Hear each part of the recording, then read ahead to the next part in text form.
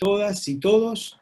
Le damos la bienvenida, les doy la bienvenida en nombre de la Asociación Argentina de Derecho del Trabajo a esta reunión académica, en la cual nos acompañarán el profesor Adrián Goldín y Pablo Topet, y que girará en torno a la reciente sentencia de la Corte Suprema de Justicia de la Nación en el fallo Habemus, un fallo que me permito simplemente preopinar antes de escuchar a los conferencistas, que cierra un círculo en lo que han sido los decidendos del alto tribunal en materia de derecho colectivo, ¿no? Hubo primero una acción muy interesante en clave de libertad sindical con ATE, AT1, Rossi, luego el fallo Orellano en materia de huelga, y finalmente esta sentencia Habemus, que, vuelvo a reiterar, según mi humilde posición, viene a cerrar un círculo en lo que hace a algunos aspectos nodales del sistema de relaciones colectivas en la Argentina.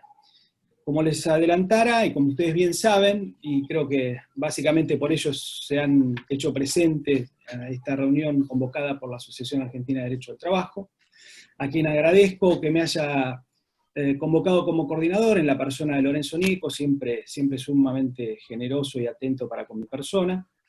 Decía que nos acompañan entonces los conferencistas Pablo Topet y Adrián Goldín. Adrián Goldín, como ustedes bien saben, es profesor emérito de la Facultad de Derecho de la Universidad de Buenos Aires, profesor emérito por la Universidad de San Andrés. Ha sido presidente de nuestra Asociación Argentina de Derecho del Trabajo y ha sido a su vez también presidente de la Sociedad Internacional del Derecho del Trabajo, a la que nuestra Asociación Nacional adscribe, es socia. Entre las actividades destacadas de Adrián Goldín, me permito de manera absolutamente subjetiva e inconsulta mencionar que en el año 2008 fue conferencista invitado en el Collège de France, en donde disertó sobre el derecho del trabajo en América Latina, evolución y perspectivas. Lo destaco porque no sé si muchos intelectuales académicos de la Argentina han tenido este honor, y nosotros como argentinos hemos tenido el honor de que nos hayan representado en semejante institución. Y también, con el mismo carácter subjetivo, menciono una de sus obras, que tiene ya unos años, pero que me parece importante destacarla por la vigencia, sobre todo en torno al tema que vamos a tratar hoy, que van a tratar hoy, que es el trabajo en los mercados, editado por Editorial Eudeva. Un clásico del derecho a las relaciones laborales en Argentina.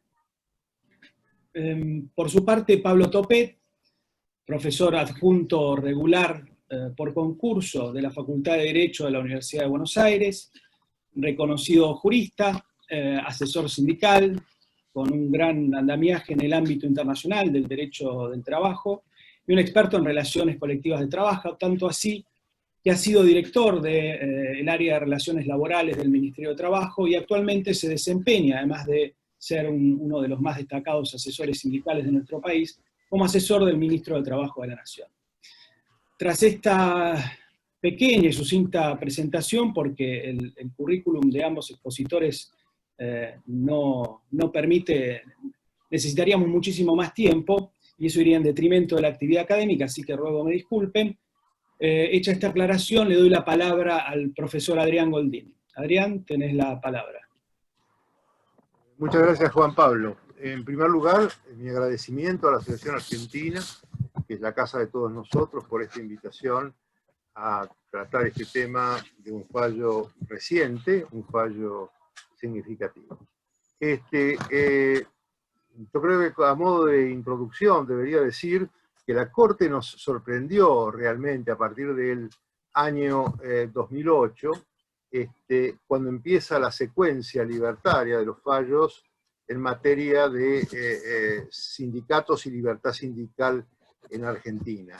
Hay que decir que hasta ese momento, hasta el 2008, la Corte en general no aplicaba los fallos no aplicaba los convenios de la OIT, o cuando lo hacía de modo subalterno. Es como que no le convencía demasiado la aplicación de este sector del derecho internacional y en particular del derecho internacional del trabajo. A partir del 2008, la Corte empieza a decir, en esa secuencia que Juan Pablo mencionó, que, digamos, el régimen sindical argentino configura un modelo de monopolio sindical que se contradice con el artículo 14 bis de la Constitución Nacional y también con el convenio 87 de libertad sindical. Nosotros debemos tener en cuenta, como lo hizo la Corte, que el convenio 87 tiene jerarquía superior a las leyes, y vía su inclusión en pactos internacionales de derechos humanos, y lo dice la Corte de vuelta ahora en Habemus, adquiere jerarquía constitucional entre nosotros.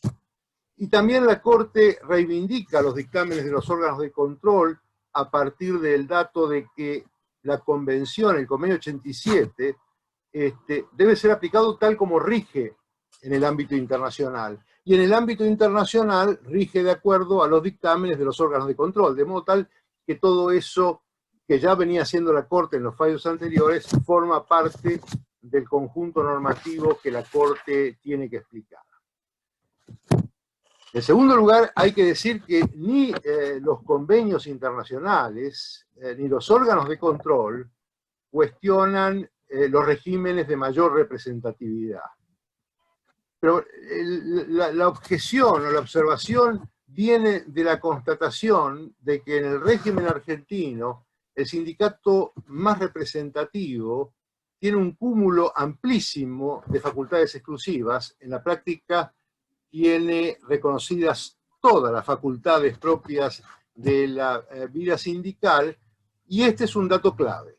¿Por qué no es el régimen argentino un régimen de sindicato más representativo? Como ha dicho más de uno, digamos, un régimen de sindicato más representativo requiere un contexto de estricta pluralidad para poder elegir entre esos sindicatos el más representativo, y no es posible hablar de un sindicato más representativo cuando un sindicato tiene todas las facultades y los demás carecen de facultades, porque no hay ninguna posibilidad de competencia a partir de un sindicato que no puede hacer, en verdad, actividad sindical. Nosotros tenemos en la práctica, digamos, una defensa del modelo diciendo, bueno, es un régimen de sindicato más representativo y no hay problemas porque otro sindicato puede disputarle la mayor representatividad, pero la verdad es que eso no es posible. Y además, déjenme que les diga, y a lo mejor alguno después, digamos, me podrá dar algún ejemplo que ponga esto en discusión, pero no pasa que un sindicato logra reemplazar en el ejercicio de la personería a otro sindicato del mismo ámbito. Eso no sucede porque el sindicato, digamos, simplemente inscripto, no tiene atribuciones, no puede hacer actividad sindical, y entonces, ¿cómo es que va a ser para disputarle la personería gremial al sindicato que posee? Lo que sí pasa, y ha pasado, y sigue pasando, es que un sindicato de empresa puede ser que logre mayor reconocimiento dentro de una empresa y pueda hacer ese reemplazo, pero se tratarían de sindicatos de otro ámbito. Lo que estoy diciendo es que un sindicato, una unión obrera metalúrgica, digamos, no puede ser reemplazada por otra unión obrera metalúrgica, porque en ese ámbito no hay ninguna posibilidad de competencia. Sí, sería posible que sucediera en un ámbito geográfico más restringido. Puede pasar que un sindicato con competencia en la provincia de Santa Fe, y hay un caso ahora que me estoy acordando, es el caso de los camioneros. El camioneros tiene un sindicato, digamos, con personería gremial, digamos, al cual es difícil discutirle su atribución, pero hay un sindicato, digamos, con personería gremial en Santa Fe que ha podido prevalecer ahí, pero no es el mismo ámbito, porque en el mismo ámbito el sindicato que carece de facultades no lo puede hacer. Por ello, yo sostengo desde hace mucho tiempo que el régimen argentino de los sindicatos no es un régimen de, digamos, sindicato más representativo, sino en realidad es un régimen de sindicato único impuesto por la ley, y esto lo digo yo, habilitado por el Estado, porque es el Estado, la autoridad administrativa, la que hace el reconocimiento de esa condición de mayor representatividad. Pero vamos ahora a lo que motivó particularmente la resolución de la Corte en este caso. Porque sí se ha dicho que en principio, digamos, todos los sindicatos, los más representativos y los que no lo son, tienen que tener un cúmulo importante de facultades, pero se puede aceptar que el sindicato más representativo ejerza en exclusividad unas pocas facultades, que están mencionadas a texto expreso. Digamos, digamos, lo han dicho, no lo dice el convenio, lo dicen los órganos de control. Por ejemplo, la representación a los efectos de la negociación colectiva, por ejemplo, la representación internacional, por ejemplo, la participación en organismos públicos de consulta con el Estado, pero esto requiere como condición que todas las demás facultades, todas las demás atribuciones, sean compartidas con todos los sindicatos, de modo que pueda haber real competencia si es que los trabajadores quieren, digamos, lograr que un segundo sindicato pueda disputarle la mayor representatividad, o sea, la personería gremial, al primero de los sindicatos.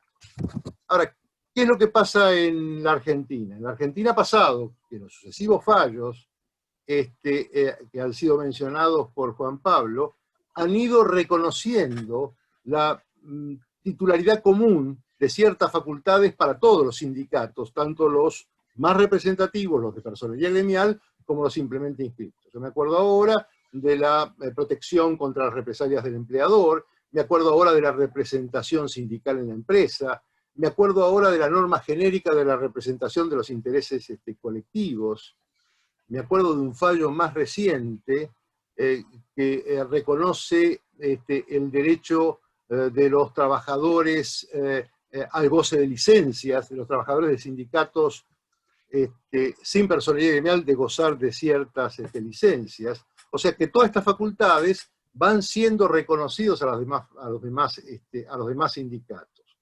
En esas condiciones, uno podría decir, y eso fue lo que dijo la Corte, y a mi juicio en esto se equivocó, lo que dijo la Corte es, digamos, como si le damos crédito a los dictámenes de los órganos de control, y los dictámenes de los órganos de control admiten que el sindicato más representativo, el sindicato con personería gremial, ejerza en forma exclusiva la negociación colectiva, vamos a decir que este caso hace excepción al principio de la invalidez del exceso de facultades que fue señalado en los dos fallos ATE, en el fallo Rossi y en algún otro fallo más.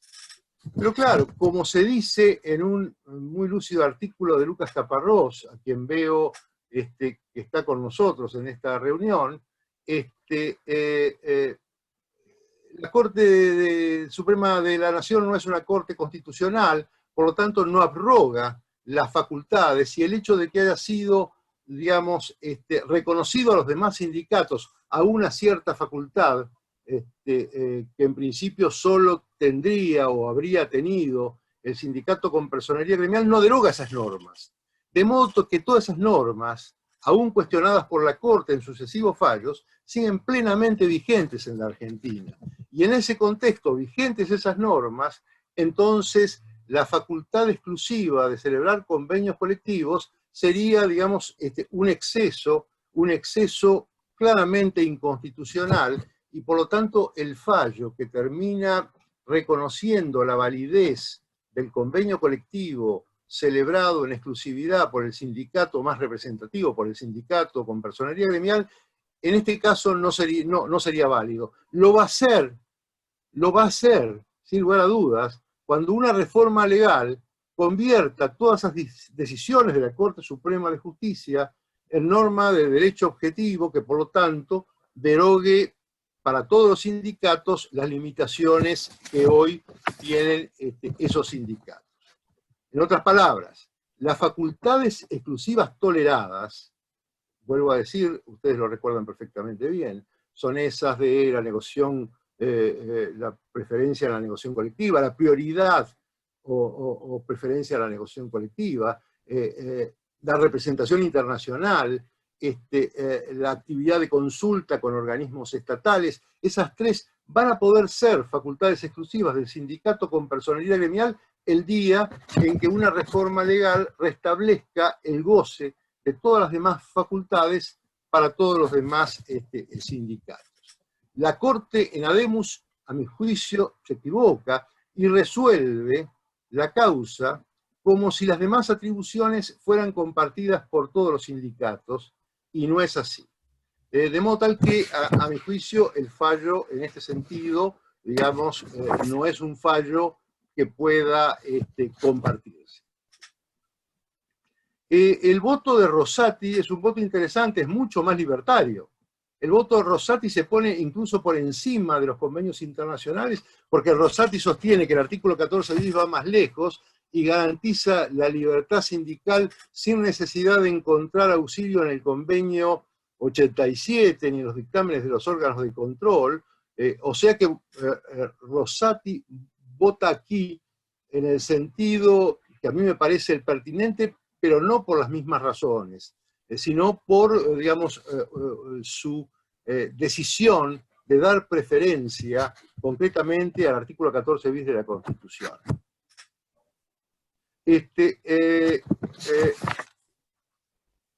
¿Cuál es en realidad, entonces, para sintetizar y ir terminando con esta etapa de la discusión? Yo creo que el fallo no es acertado, que el fallo reconoce el derecho exclusivo a la negociación colectiva como si las demás facultades que la Corte denegara en fallos anteriores hubieran sido derogadas y no fueron derogadas, y por lo tanto, digamos, esa exclusividad hoy no parece legítima. Voy a hacer una breve referencia, digamos, a lo que a mí me parece de cómo es en realidad el régimen sindical argentino. Ustedes saben que para acceder a la personería gremial, el sindicato tiene que, digamos, inscribirse, actuar por 6 meses y afiliar, esto es bien conocido por todos, a por lo menos el 20% de los trabajadores que pretende representar. Con eso, digamos, el sindicato puede acceder a la personería gremial siempre que no haya otro sindicato en lisa, otro sindicato en competencia, porque en el caso de que lo haya, ahí será necesario determinar quién tiene más afiliados. Pero, digamos, si no hay otro sindicato en lisa, y déjenme decir que es lo que pasa normalmente en el comienzo de la vida de un sindicato, es un sindicato que se presenta solo a pedir la personería gremial, de modo tal que prácticamente la acreditación de que, digamos, afilia a por lo menos el 20% de los trabajadores de la categoría es suficiente para que obtenga la personería gremial. Y esto significa que, digamos, y no siempre es fácil comprobar si efectivamente el sindicato con personalidad gremial representa efectivamente a ese 20% de la categoría profesional. De donde a mí me da la impresión, digamos, que el sindicato con personería gremial es en principio un sindicato con apariencia de suficiente representatividad, a veces incomprobable, pero un sindicato con suficiente apariencia de suficiente representatividad. Y piensen ustedes que ese sindicato, solo por tener la apariencia de suficiente representatividad, obtiene la personería gremial. Y al obtener la personería gremial obtiene todo el cúmulo de facultades, de donde se convierte, digamos, en un sindicato, digamos, inatacable, por el hecho de ser el primo capiendi, el primero que llega, pide la personería gremial, acredita su suficiente representatividad, y eso es suficiente para obtener la personería gremial y, por tanto, un cúmulo de facultades que lo convierte en un sindicato inatacable. Entonces, yo tengo la impresión de que el régimen argentino no es un régimen de mayor representatividad, sino que es un régimen de suficiente representatividad con una condición de primo capiendi que le permite llegar a la personería gremial y a partir de ahí convertirse en un hecho inexpugnable por todo el resto de la historia del sindicato, porque a partir de ese momento queda consolidado en sus facultades exclusivas y no habrá otro sindicato que le pueda realmente disputar la personería gremial. La suficiente representatividad es solo una anécdota al tiempo de la instalación, pero esa anécdota del tiempo de la instalación resulta suficiente para que se consolide, vuelvo a decirlo en los mismos términos, como primo capiendi en el goce de todas las facultades, de las cuales entonces queda habilitado para excluir a todos los restantes sindicatos. De modo tal que el régimen argentino no consagra un sistema de mayor representatividad ni un régimen de unidad sindical promocionada, sino en verdad, me parece a mí, un régimen de sindicato único deferido en favor del primo capiendi con apariencia de suficiente representatividad. Y una vez que llegó y plantó bandera, es altamente difícil, si no imposible, disputarle realmente la personería gremial. Y vuelvo a decir lo que fue dicho tantas veces, que un régimen de sindicato más representativo solo es un régimen de sindicato más representativo en un contexto que sea escrupulosamente pluralista. Iba a decir algo sobre el órgano que asigna la personería, que es el Ministerio de Trabajo, pero para ser más rápido lo dejo y termino diciendo lo siguiente. En este sistema y en esta lógica y en esta discusión y en estos planteos de la Corte, no es la unidad sindical lo que está en cuestión. Lo que sí hay es una diferencia fundamental entre el monopolio sindical instituido o mantenido por la ley y el monopolio que quieran establecer los trabajadores. La unidad sindical no merece ningún reparo constitucional ni convencional. Por el contrario, la unidad sindical, yo tengo una convicción clara y profunda y además bastante obvia, que es la unidad sindical es la opción que más le conviene a los intereses de los trabajadores.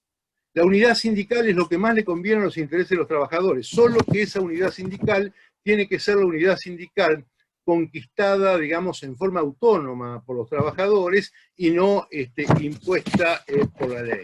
La pluralidad sindical, y déjenme decir ahora la contrapartida, no es un objetivo político valioso. La pluralidad sindical es una condición de libertad que permite que la unidad sindical, que sí es valiosa, pueda concebirse en estricta libertad. La Corte no ha cuestionado el sistema de mayor representatividad ni ha cuestionado los valores de la unidad sindical. Lo que ha cuestionado en los fallos anteriores ha sido el exceso de facultades. La pregunta que uno podría formularse para terminar, yo soy muy mentiroso, digo siempre que estoy terminando y ustedes ven que no termino nada, pero ya estoy terminando la verdad. ¿Pueden estas decisiones de la Corte, aquellos dictámenes de los órganos de control, provocar una atomización de la estructura sindical? Porque esta es una arraigada, a mi juicio, falacia vernácula que no resiste el menor análisis de la experiencia sindical universal. Claro que si la dirigencia hace en un régimen de unidad sindical libre, de unidad sindical en un marco de pluralidad sindical tolerada, se actúa de la misma manera, es probable que genere un éxodo rumbo a otros sindicatos más democráticos y participativos. Pero si la dirigencia sindical asume responsablemente la unidad sindical voluntaria en un marco de pluralidad sindical, entonces yo creo que no hay ninguna posibilidad de atomización, y si la hubiera, no va a ser culpa de la libertad sindical, ni de la Corte, ni de la OIT, digamos, sino obviamente de quien no sabe actuar como se debe actuar en un contexto de libertad sindical.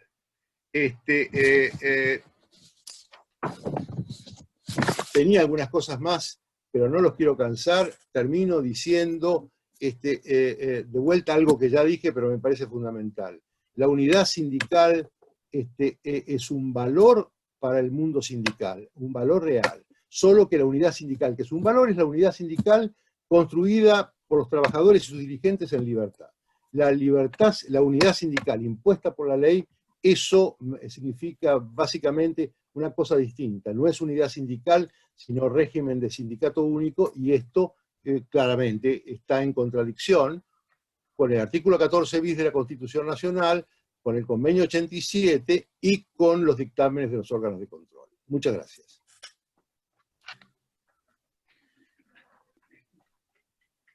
Bueno, muchas gracias, Adrián, por tu exposición.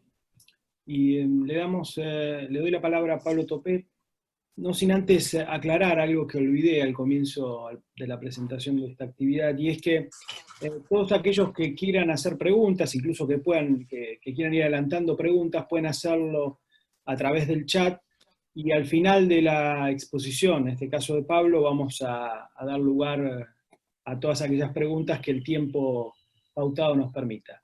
Dicho esto, Pablo, tenés la palabra. Gracias.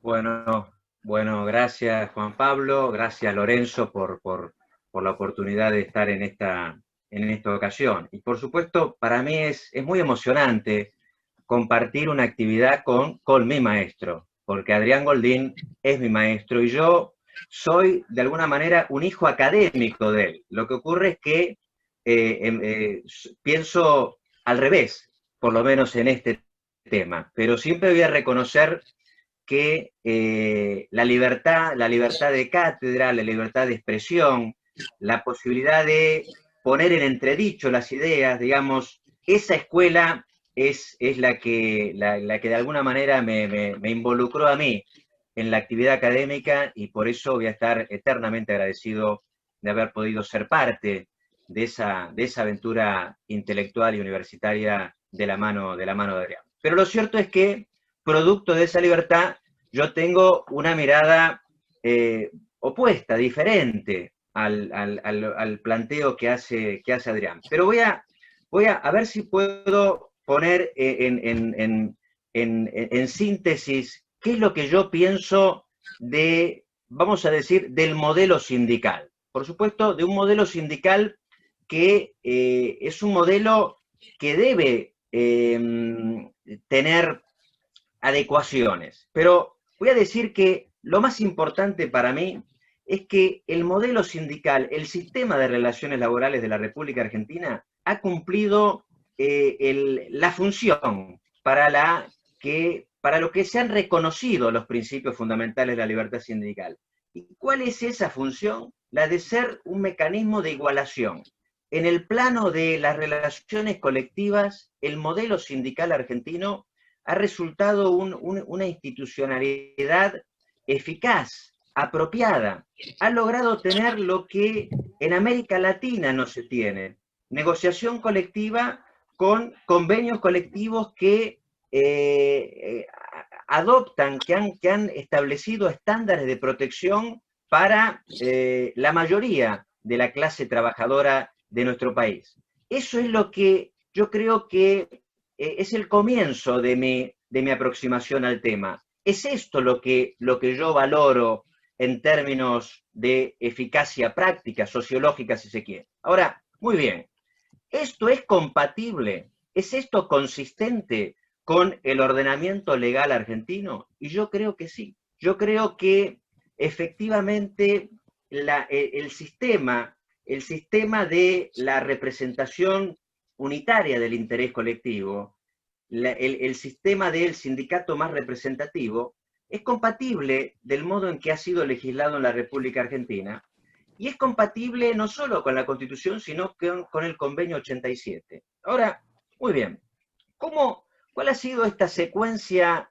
de los pronunciamientos de la Corte, en esta suerte de activismo judicial a partir del año 2008? Quiero hacer esa secuencia para identificar cuáles han sido los criterios a los cuales la Corte ajustó de algún modo las descalificaciones constitucionales de la ley sindical argentina.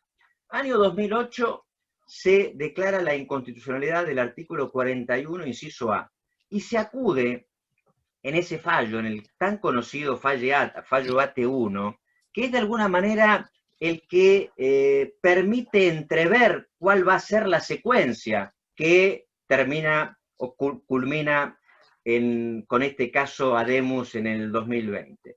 En el año 2008, la Corte estructura su decisión básicamente, y esto es lo que yo sostengo, lo que propongo, con asociando la decisión a los criterios de los órganos de control de la OIT, la Comisión de Expertos en Aplicación de Convenios y Recomendaciones, y el Comité de Libertad Sindical, respecto de la ley sindical y respecto de los criterios de aplicación del convenio 87 en general. ¿Por qué digo esto? Porque la Corte declara la inconstitucionalidad del artículo 41, inciso a pesar de que ese aspecto de la ley sindical había dejado de ser observado por la Comisión de Expertos y no ser considerado por el Comité de Libertad Sindical. Desde el año 91, ese tema había desaparecido de las observaciones de la Comisión de Expertos. Había pasado a ser una solicitud directa y luego desapareció.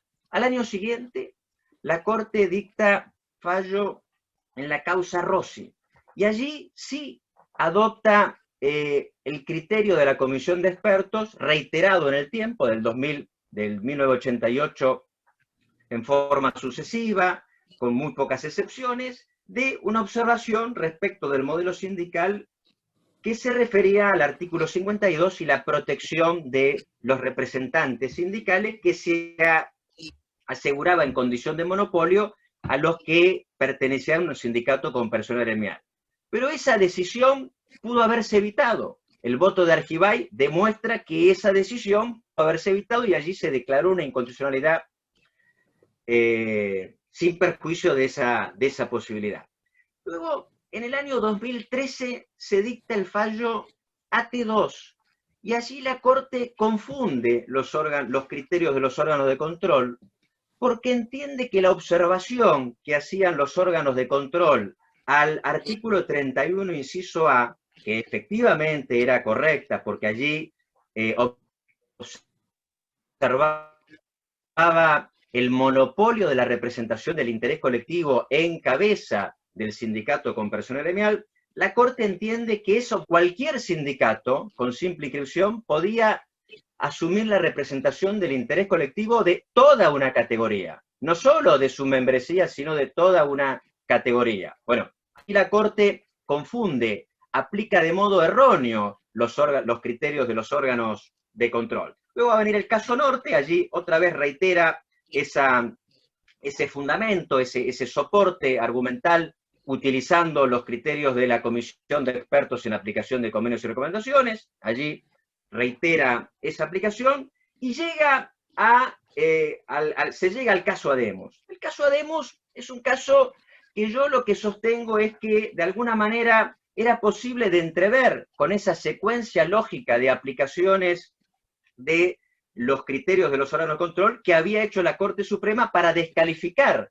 por inconstitucional, por contrario al convenio 87, esas normas de la ley 23.551, con las aclaraciones y las reservas que he puntualizado respecto de AT1 y AT2. Ahora, muy bien, lo que hace la Corte, yo creo acá, con acierto, es recoger precisamente el criterio genérico, y criterio genérico que se ha aplicado también respecto de la República Argentina, de que es posible reconocer la representación en condición de monopolio del interés colectivo de una categoría a los fines de la negociación colectiva, porque esto es, de algún modo, un modo de, yo sostengo, es un modo de hacer efectivamente práctico, ¿sí?, la razón de por qué se reconoce la libertad sindical, y es esta idea de la igualación, de una hipótesis de una alternativa de intervención por fuera de las relaciones de trabajo que tenga esa virtualidad, esa capacidad práctica, eficaz de funcionar de ese modo. Y son los propios órganos de control que se han referido a la República Argentina, como decía Adrián, han convalidado esa norma del ordenamiento jurídico, y la han convalidado por la misma razón que han convalidado otros sistemas de representación o de sindicatos con mayor representatividad, con la idea, como decía Adrián, de que la multiplicidad es un problema, puede ser un problema, por supuesto que no es un valor, pero además puede ser un problema para los propios trabajadores y trabajadoras. La propia comisión de expertos ha dicho que puede la multiplicidad, la fragmentación puede menoscabar los intereses de los trabajadores y trabajadoras. Es por eso que los sistemas, la experiencia comparada, acude a este tipo de institucionalidad. Y así también lo ha hecho la República Argentina, y así lo han reconocido los órganos de control. La Corte, en el caso Hademus, no ha hecho otra cosa que solventar la decisión con el mismo criterio con los que descalificó algunas de las normas de la Ley de Asociaciones Sindicales de la República Argentina. Y digo que lo ha solventado en estos criterios de los órganos de control porque el resto de los pactos, de las normas a las cuales también acudió en el caso AT1 y que son también individualizadas en el voto de la minoría del doctor Rosati, todo el sistema interamericano reconduce a los órganos de control, al convenio 87. Lo ha hecho el caso Baena, lo ha hecho en el caso Wilcatel, se lo ha hecho en Lagos del Campo. Todo el sistema interamericano que no tiene reconocido, salvo en la Carta de la OEA, el derecho de negociación colectiva. Por eso digo, lo que ha hecho la Corte es, de alguna manera, ser coherente con lo que hizo en los fallos anteriores, de algún modo. No era esperable otra decisión. Ahora, ¿qué dice el fallo de la minoría? ¿Qué dice el doctor Rosati? Bueno, él acá incorpora un criterio que ya había sustentado, que sostenía antes de ser incorporado a la Corte Suprema. Y acá el doctor Rosati hace bueno, yo entiendo que involucra la idea de democracia y la idea de democracia ya no como una condición al interior de las asociaciones sindicales, sino intentando evocar una cierta capacidad de aplicación de esa condición, de la condición democrática, a las relaciones entre sindicatos para luego concluir que si eso es así, entonces esa aplicación de la condición democrática implica que deben tener la posibilidad de participar proporcionalmente en la negociación colectiva. Bueno, yo creo que también allí hay un error. La Corte Suprema, cuando se ha referido a la condición democrática, no lo ha hecho en esos términos. No lo ha hecho en Albornoz, no lo han hecho en el caso del Sindicato de Comercio. Eran casos de la primera etapa de la democracia después de la dictadura militar. Eran casos que involucraban la ley de ordenamiento sindical previa a la ley 23.551 y no se refieren a la negociación colectiva. No hay una aplicación de la idea de democracia aplicada o vinculada a esa situación de la negociación colectiva. Digo, para redondear y para después permitir el debate. Yo creo que el modelo sindical argentino ha sido eficaz, ha sido útil. Digo más, ha sido poco cuestionado por las personas a las que se le aplica. No digo que no ha sido cuestionado, digo que ha sido poco cuestionado, ¿sí?, por el universo de los representantes, de los representados y las representadas. Ahora, ¿no hay nada que hacer con respecto a la ley de asociaciones sindicales? Yo creo que sí. Yo creo que es posible reconducir, reformular algunos de los contenidos de la ley de asociaciones sindicales, como lo propusimos con el grupo de los expertos de relaciones laborales en el año 2008. Y en esas propuestas de reformulación, de reordenamiento, decíamos, bueno, lo que no debería cambiar es precisamente la unidad de representación del interés colectivo para intervenir en las negociaciones colectivas. Y luego, si se tratara de una deconstrucción o de una reconstrucción del ordenamiento en clave de las observaciones o de las impugnaciones que desde los órganos de control se hacen, bueno, allí habría que incorporar nuevos estándares. El reconocimiento de las asociaciones sindicales por un lado, sindicatos con representación suficiente, sindicatos con mayor representatividad, pero lo que no deberíamos privarnos, yo creo que es un error de la República Argentina medir el modelo en función de prácticas europeas. Yo creo que debemos medir el modelo y los resultados y la compatibilidad jurídica en función de lo que sucede en la experiencia de América Latina. Ese es el lugar hacia donde nosotros deberíamos observar. ¿Qué es lo que ha pasado? ¿Qué es lo que pasa en la experiencia comparada? Y yo lo que observo es que efectivamente la Argentina tiene un modelo que ha resultado en términos prácticos, en términos de protecciones, en términos de homogeneidad en las protecciones en un país con la extensión y la diversidad territorial, ha sido satisfactorio. Yo creo que es un modelo que el resultado, los efectos han sido compatibles con la libertad sindical. La libertad sindical es un principio que informa, pero es un principio del derecho colectivo que lo que ha intentado es reconocer esa aptitud de generar igualdad. Y se genera igualdad cuando la acción sindical es una acción sindical en unidad. Por supuesto que esa unidad no puede ser impuesta, pero puede ser estimulada, puede ser promocionada. Y el modelo sindical argentino entiendo que cumple con estos estándares de aplicación, de efectividad y de legitimidad. Bueno, no sé si en 15 minutos, como habíamos propuesto, no más, fijar las posiciones y ahora sí poder intercambiar con la concurrencia.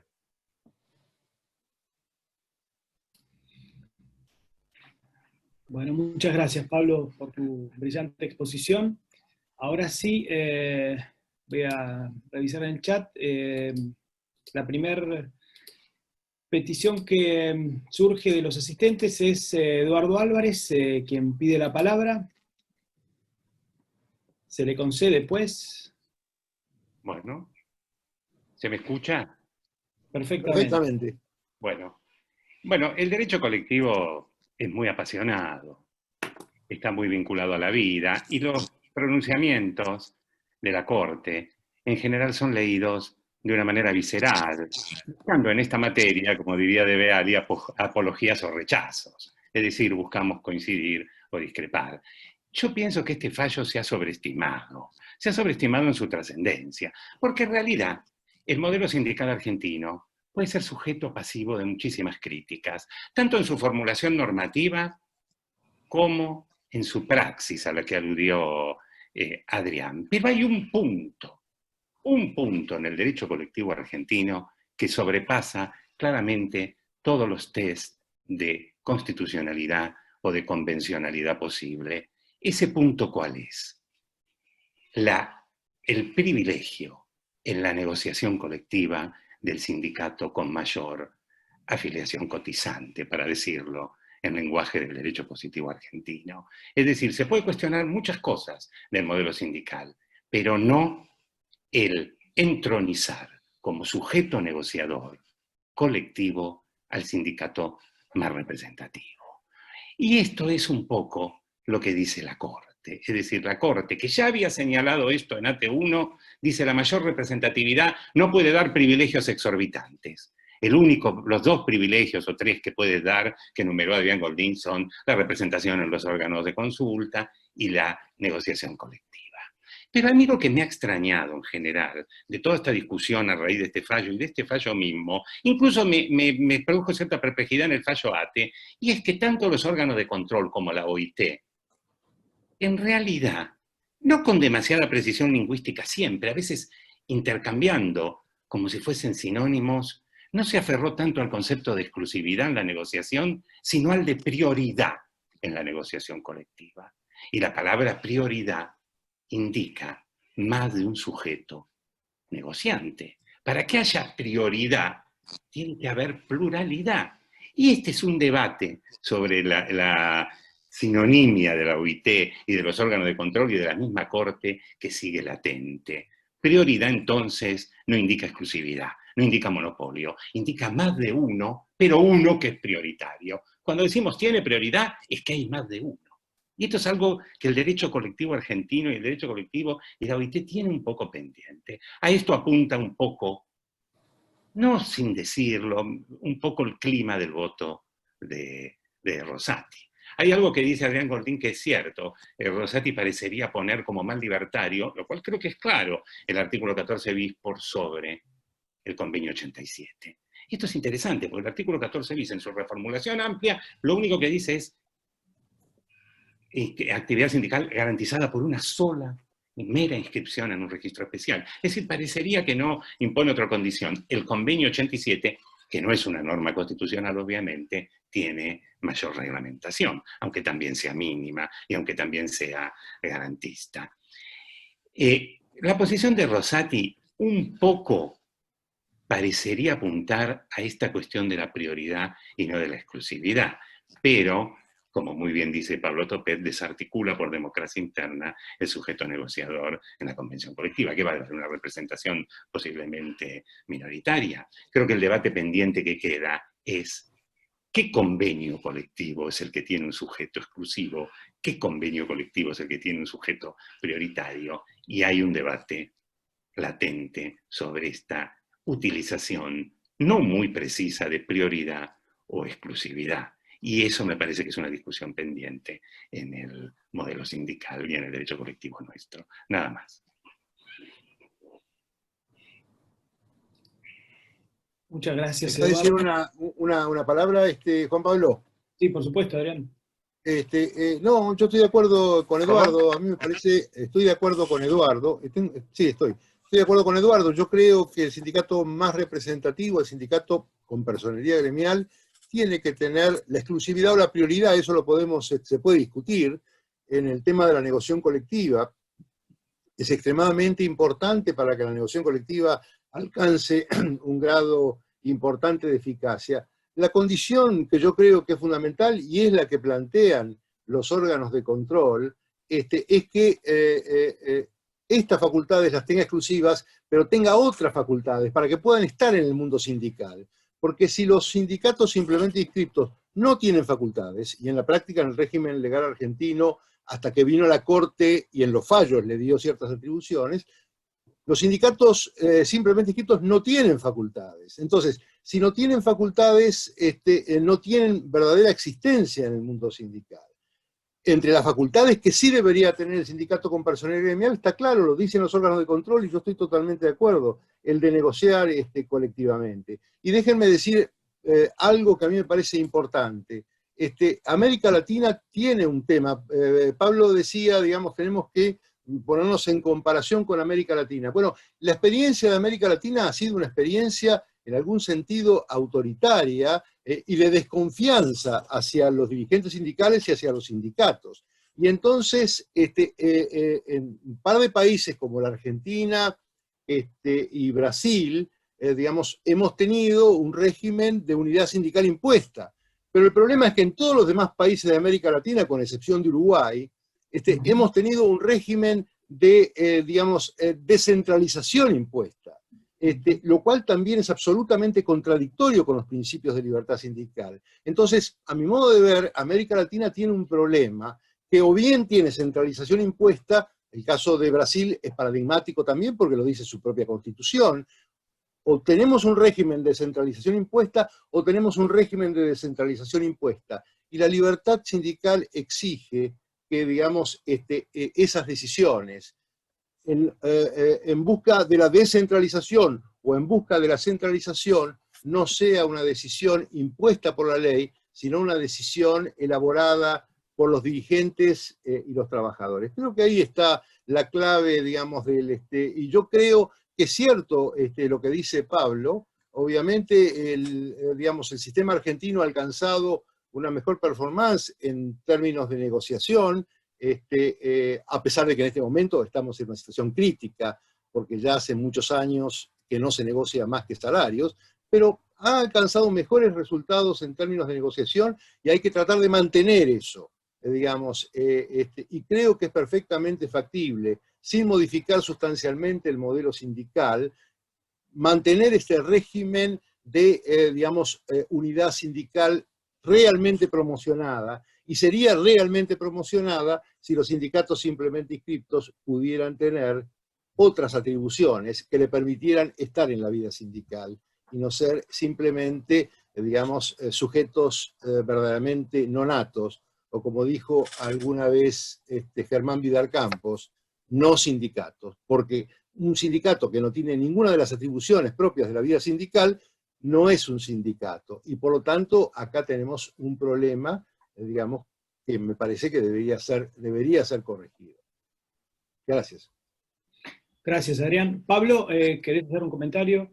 No, bueno, sobre lo que decía Eduardo, en realidad para los órganos de control de la OIT, la palabra preferencia o exclusividad en términos de negociación colectiva la utilizan de modo indistinto. Yo creo que uno puede afirmar sin ningún temor a equivocarse que para la OIT es compatible con el Convenio 87 un régimen que establezca o que reconozca la exclusividad de la representación colectiva de un sindicato al que se lo identifique como más representativo. Eso es un problema inexistente en términos de terminología y de criterios en la OIT, por lo menos, ¿no? Por supuesto que hay sistemas diferentes al sistema argentino, y hay muchas alternativas compatibles con el Convenio 87. Digamos, esto no está en discusión, ¿no? Uno no quiere decir que el modelo argentino sea el único modelo compatible, o que, digamos, por supuesto que no, hay otras alternativas, pero en términos de negociación colectiva, allí sí la OIT ha sido muy consistente, lo ha dicho regularmente en forma reiterada desde que se adoptó el Convenio 98, que se puede reconocer, pero es más, pero no lo hace por una razón esotérica, lo hace porque intuye, digamos, y así lo expresa, que esa fragmentación, que esa multiplicidad en la acción colectiva puede ser un problema, pero no un problema para la burocracia sindical, sino para los trabajadores y las trabajadoras representadas por los sindicatos. Esto es lo que yo sostengo, digamos, y por supuesto lo sostengo acudiendo a esos criterios, y son los criterios que la propia Corte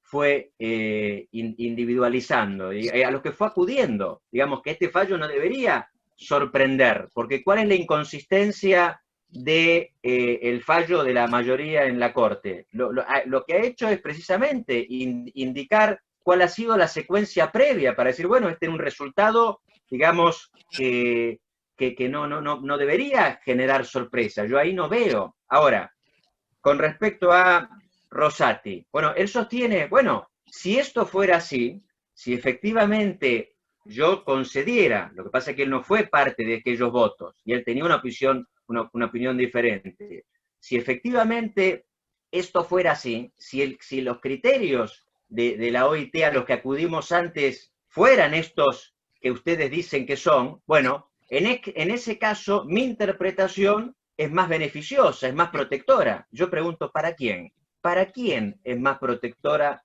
esa interpretación de Rosati? Yo por eso digo, bueno, no, porque si eso fuera así, entonces los órganos de control jamás hubieran reconocido una alternativa como la del sindicato más representativo. En España también se acude, es un sistema diferente, pero la Constitución no establece la idea del sindicato más representativo. Sin embargo, el ordenamiento luego reconduce, con las diferencias. No quiero hacer una comparación para decir, bueno, pero quiero decir, no es un invento argentino la del sindicato más representativo, ¿sí?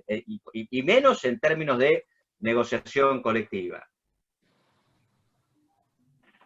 Bien, muchas gracias, Pablo. Hay la voy a leer, quizás ya se trató el tema, pero Diego Ledesma Iturbide pregunta si es válido sostener que la exclusividad que avala el fallo resulta un privilegio que no excede de una prioridad en materia de representación en las negociaciones colectivas.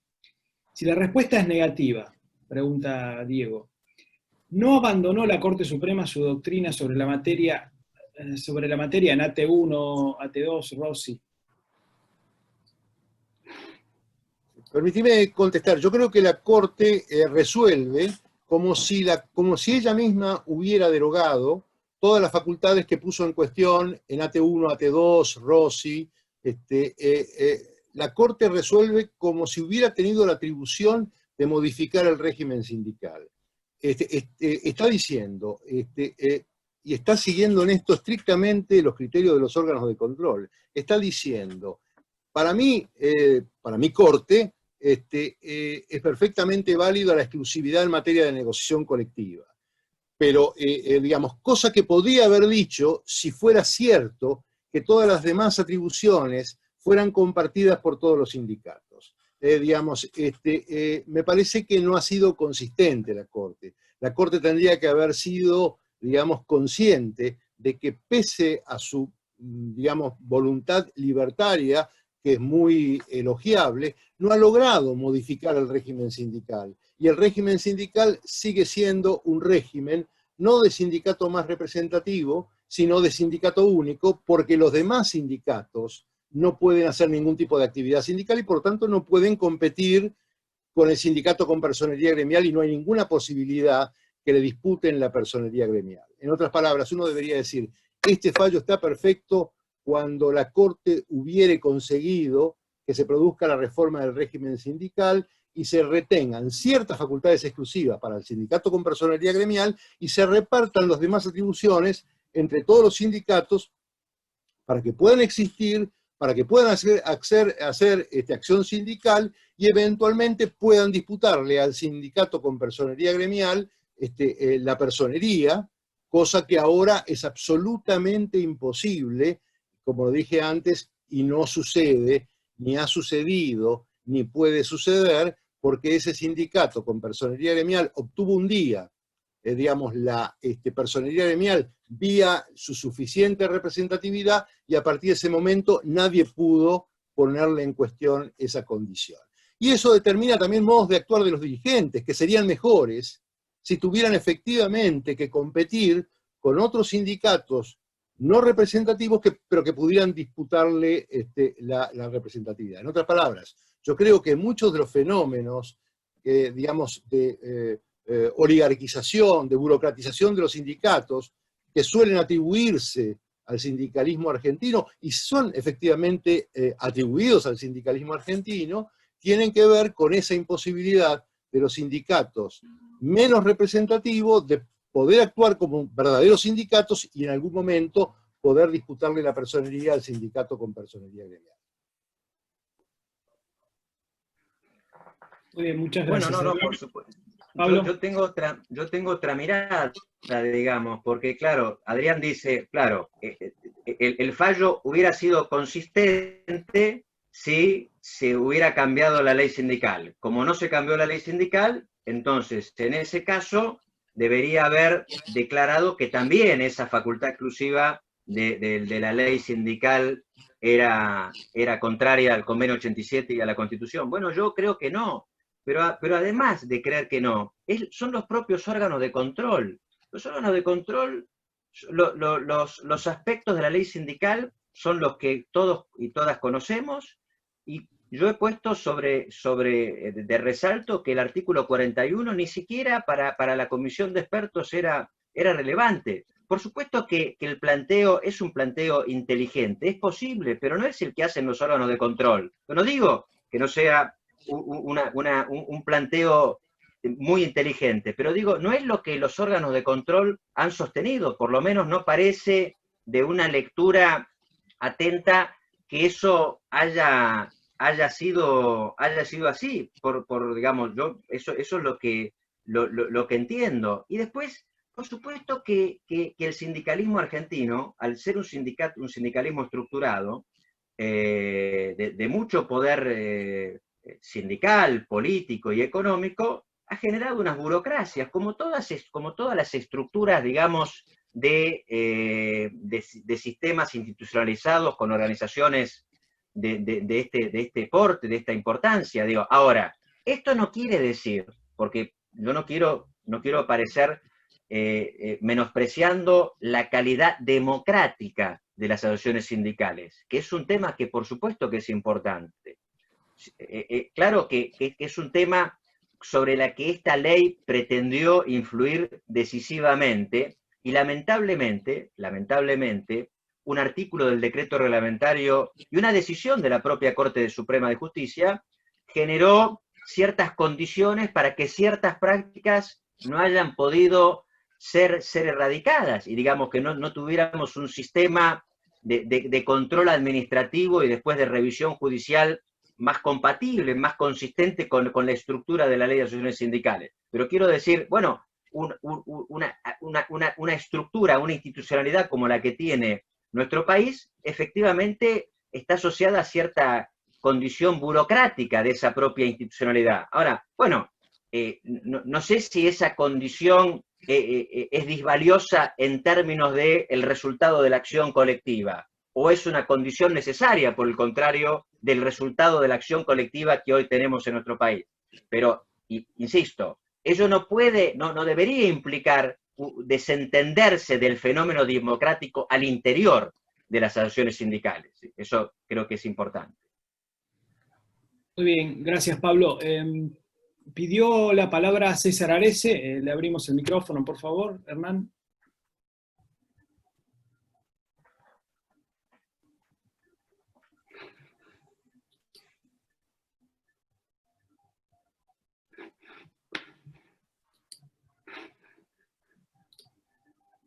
Hernán, ¿funciona esto en Córdoba o...? Ya lo tiene para habilitar, Mauricio, por favor. Ahí está. Perfecto. Gracias. Gracias a vos. Son algunas puntualizaciones simplemente respecto de la exclusividad o la prerrogativa del sindicato con personalidad gremial en materia de negociación colectiva. Primera cuestión, según el 255 del 2003 del Ministerio de Trabajo, para el sector público ya existe pluralidad sindical, ¿no? Lo cual es un dato importante. Y así la negociación colectiva está funcionando. Pero bueno, es una decisión política del Estado, de la ley 23.551, y que viene a mantener un sistema pretérito, en el sentido de otorgar al sindicato con personalidad gremial, el más representativo, la exclusividad o la preponderancia a la negociación colectiva.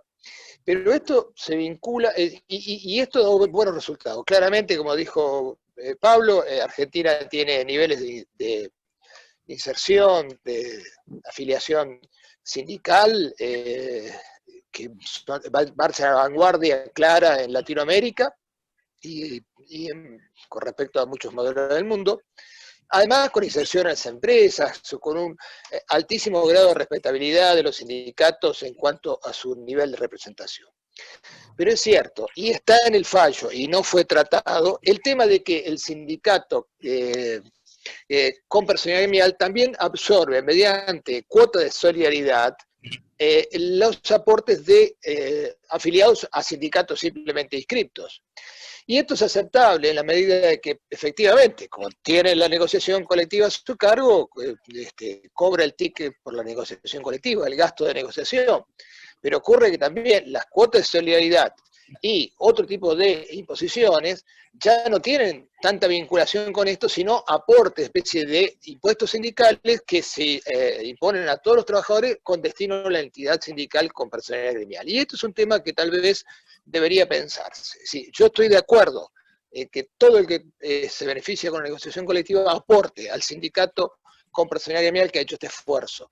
Pero también es cierto que hay más de un exceso en esta materia, es decir, lo cual debería racionalizarse. Y ese está planteado en ADEMUS, en el caso, pero no fue resuelto por la Corte.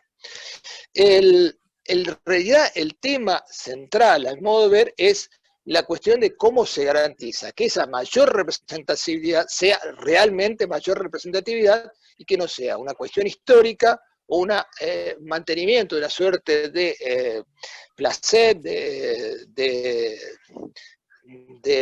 licencia otorgada en un momento que se mantiene per secula seculorum. Allí está claramente en cuestión la posibilidad de la disputa de personalidad gremial, que en nuestro sistema tiene el primer problema, que es de que se debe alcanzar el porcentaje 10% más de afiliación respecto del quien ostenta la personalidad gremial por parte del sindicato simplemente inscrito que disputa, lo cual es evidentemente un nivel imposible de alcanzar, con lo cual la personalidad gremial otorgada se convierte en este punto inexpugnable. Allí me parece que sí, efectivamente hace falta una modificación. Pero esto está vinculado también a que autoridad de aplicación tiene a su cargo el procedimiento de otorgamiento de personería, en todo caso sustitución de personerías o el de otorgamiento de nuevas personerías gremiales, reemplazando las anteriores. Y el Ministerio de Trabajo en este sentido no es un órgano independiente, como sugiere OIT, ha sido sugerido por la Comisión de Expertos del año 2008, que integró Pablo, la necesidad de que sea un órgano realmente independiente que tenga el proceso de desplazamientos de personería, de otorgamiento de personería. Esa es una modificación necesaria. Y finalmente, nuestro sistema sindical adolece, presenta muchísimas fallas en materia de democracia sindical, el régimen electoral especialmente, que lleva a consagrar y a perpetuar determinadas conducciones que controlan los aparatos sindicales en desmedro de alternativas internas que adoptan el criterio de emigrar a entidades simplemente inscriptas, lo cual debilita y fracciona el propio movimiento obrero. Es decir, el sistema electoral y otros elementos de la ley de asociaciones sindicales deberían ser modificados para garantizar realmente la democracia interna.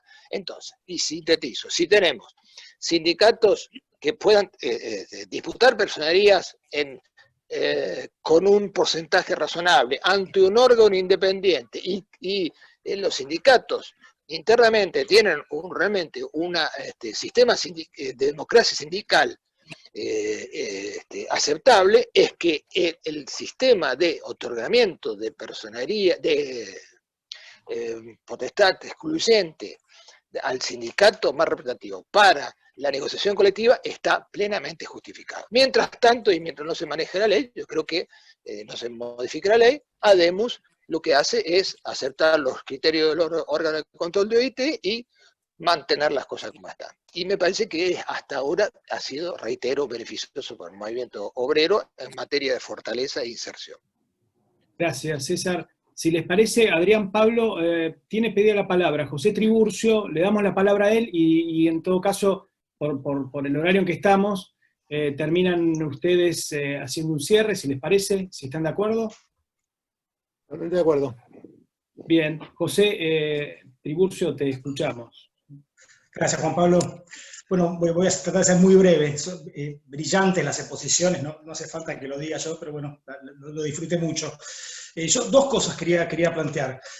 La primera en cuanto al análisis que hace Pablo respecto, digamos, de la distinción o identificación, ¿no?, de los términos prioridad y exclusividad, ¿no?, que él bien tiene analizado y estudiado en materia de lo que tiene que ver, digamos, con el uso de esos términos por parte de los órganos internacionales. Ahora, lo que yo digo es, la Corte en AT1, en AT2, en ROS y en Norte, utilizó la palabra prioridad, es decir, a texto expreso en sus fallos habló de prioridad, es decir, hay un racionamiento previo de la Corte, digamos, para, digamos, transcribir, digamos, un término que tiene un significado y no otro. Prioridad, como bien dice el doctor Álvarez, es otra cosa, digamos, no es exclusividad. Entonces, digamos, yo entiendo que ahí, digamos, hay una posición fijada, más acorde, digamos, a la libertad sindical, que genera mayor democraticidad del sistema de relaciones laborales, una opción de la Corte de entender, digamos, que en materia de negociación colectiva nuestro sistema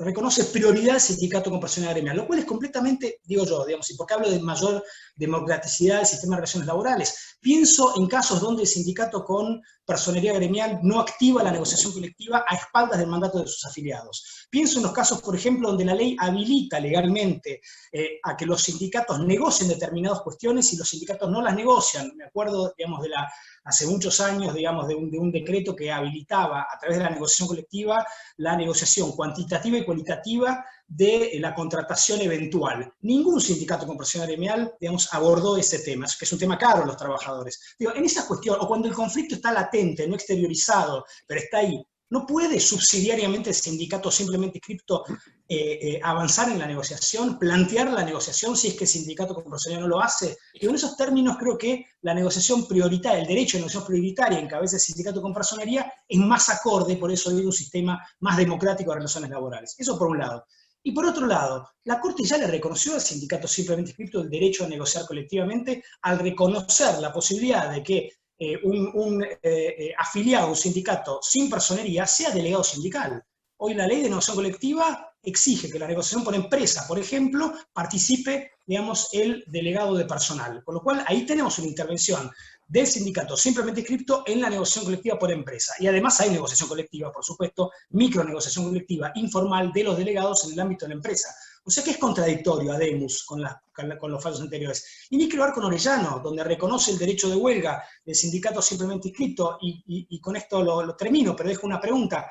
Hoy el sindicato simplemente inscrito en Argentina tiene derecho de huelga. Hay una sentencia del Tribunal Federal Alemán de hace muchos años que dice negociación colectiva sin huelga es mendicidad colectiva. Yo pregunto, huelga sin negociación colectiva, ¿qué es? Nada más. Muchas gracias, José, por tu intervención. Le cedo la palabra, soy Pablo, Adrián, Pablo. Bueno, de cierre. Empiezo con lo que dijo César. Bueno, la resolución 255 habla de sindicatos con personería gremial, digamos. Y acá estamos hablando, se está sugiriendo que habría una titularidad que no reconoce ningún matiz, ninguna distinción, digamos, pero la resolución 255 son sindicatos con personal gremial. Pero vamos al planteo de José. Bueno, yo creo que la Corte, como todos, ¿sí? Ha ido en un proceso. Yo creo que no, la Corte no es señalado el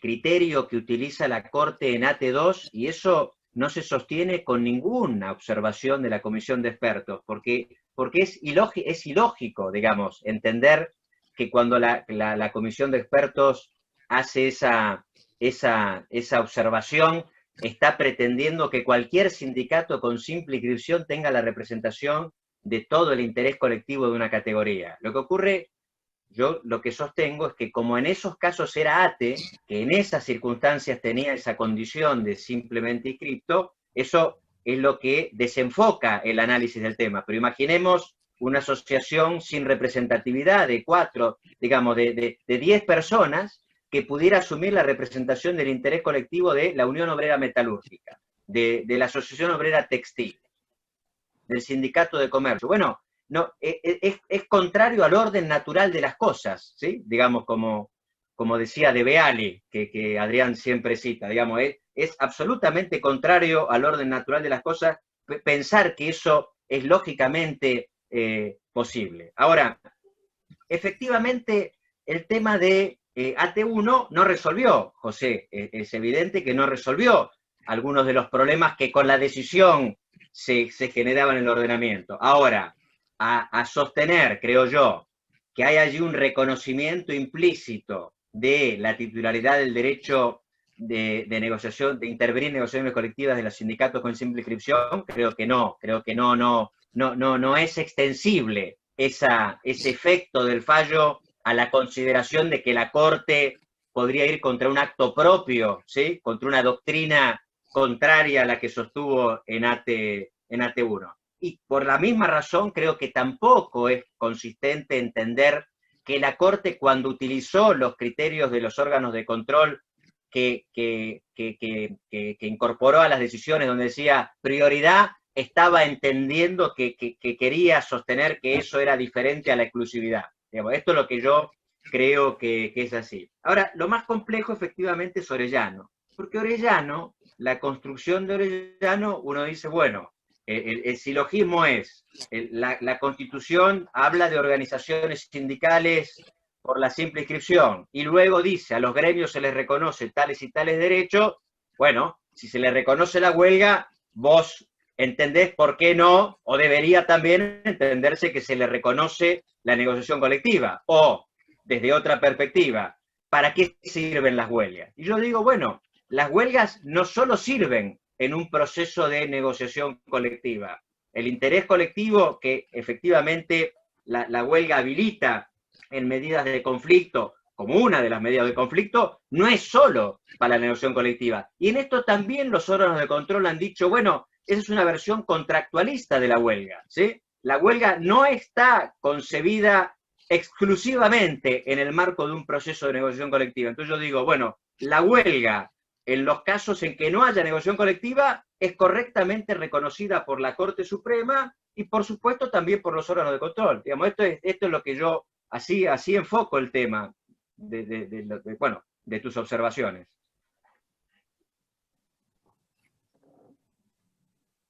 Pues yo ahora, Adrián, Juan Pablo, sí, dos palabras más. Bueno, yo creo que se han dicho cosas muy interesantes y creo que hay una cierta coincidencia de que al régimen sindical hay que modificarlo.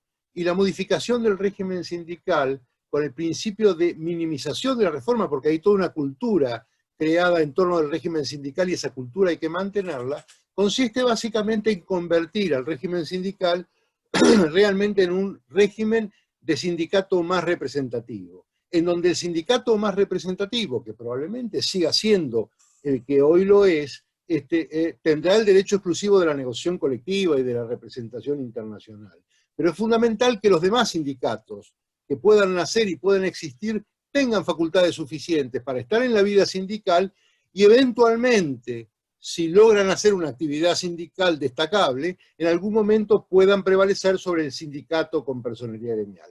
Síntesis, yo creo que está a la vista que no modificar el régimen sindical lo debilita sensiblemente, porque está siendo objeto de ataque sistemático por parte de los órganos de control, por parte de la Corte, y que para convertirlo en un régimen compatible con el Convenio 87 y con la Constitución Nacional, basta configurar un régimen de sindicato más representativo, en donde el sindicato más representativo tenga ciertas facultades exclusivas, y yo estoy totalmente de acuerdo que la de la negociación colectiva debe ser una de esas facultades exclusivas, porque contribuye al enriquecimiento de la negociación colectiva, pero que los demás sindicatos, los sindicatos simplemente inscriptos, como los llamamos hoy, tengan atribuciones que le permitan estar en la vida sindical y eventualmente, en algún momento, llegar a ponerse en condiciones para disputar la personería.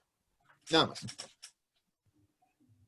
Bien, bueno, muchas gracias Pablo, muchas gracias Adrián, muchas gracias a todas y todos por hacerse presente en esta reunión académica que ha sido tan fructífera, tan interesante, con tantas posiciones encontradas, lo cual, como señalaba Pablo al principio, haciendo mención al espíritu de Adrián, de su maestro, de Adrián Goldín, la única forma de enriquecerse y de sacar algo positivo es pensando y oponiendo formas diversas de pensar, de comprender, en este caso, el derecho colectivo del trabajo. Les dejamos un fraternal saludo nuevamente a todas y todos y esperamos verlos en la próxima actividad de esta asociación. Buenas tardes. Muchas gracias. Muchas gracias, Adrián. Gracias, Pablo. Y gracias a todos. Gracias, Lorenzo.